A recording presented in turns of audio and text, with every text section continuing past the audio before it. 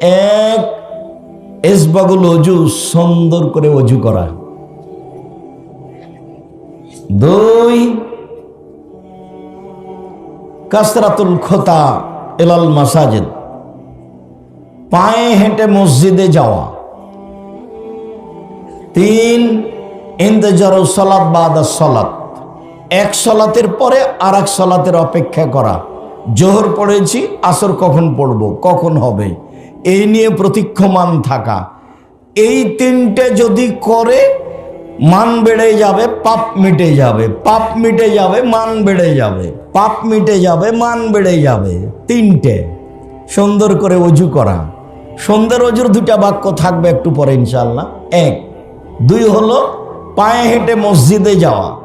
তিন, এক সালাতের পরে আর এক সালাতের অপেক্ষায় থাকা। মনে থাকবে না?